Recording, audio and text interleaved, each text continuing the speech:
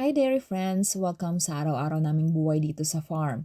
Samahan niyo ako habang nagmimilking gamit ang rotary milking parlor na kayang sabay-sabay na magmilking ng 50 na baka. Sa rotary milking parlor, dahan-dahang pumapasok ang mga baka sa bawat bale sa umiikot na platform.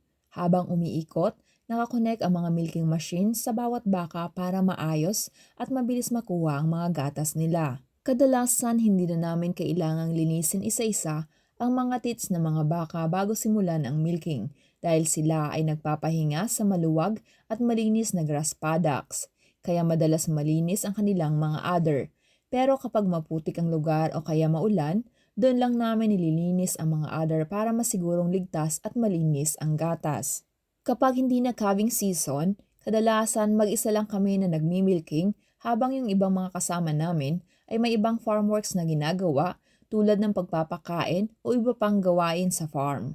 Ang milking ay ginagawa ng 2 beses sa isang araw, madaling araw at hapon. Kahit moderno ang mga gamit, kinakailangan pa rin ng maingat na pag-aalaga para hindi ma-stress ang mga baka at mapanatili ang kalidad ng gatas. Bukod sa milking, marami pa kaming ibang gawain dito sa farm para masiguro ang kalusugan at kapakanan ng mga baka. Alam niyo ba, tuwing buwan ng Hunyo hanggang Agosto, ang mga baka dito ay hindi muna ginagatasan.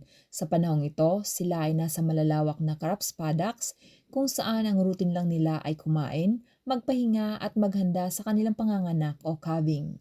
Ito ang panahon ng dry period, mahalagang pahinga para sa mga baka bago sila muling magsimulang mag-produce ng gatas. Pagdating ng Agosto, unti-unti na silang bumabalik sa milking at dito na nagsisimula ang aming milking season na umaabot hanggang Mayo ng susunod na taon.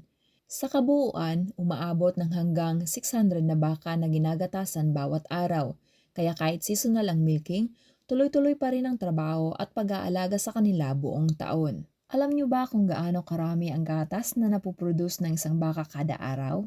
Dito sa farm, ang isang baka ay kayang mag-produce ng 20 hanggang halos 30 liters na gatas araw-araw, depende sa breed, kalusugan at kung nasaan siya sa milking cycle. Kung iisipin mo, sobrang dami niyan.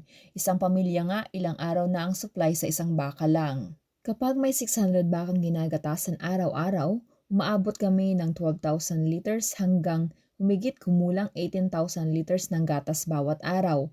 Isipin niyo kung gaano karaming yogurt, cheese at fresh milk ang kayang gawin dyan.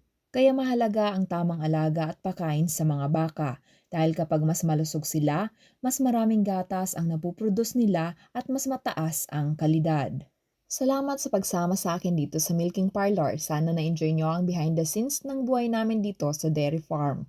Kung may mga katanungan kayo, paki-comment lang sa comment section. Huwag kalimutang i-like, share at follow ang page para updated kayo sa mga kwento namin dito. Ingat kayo palagi mga dairy friends. Kita-kits ulit sa next vlog.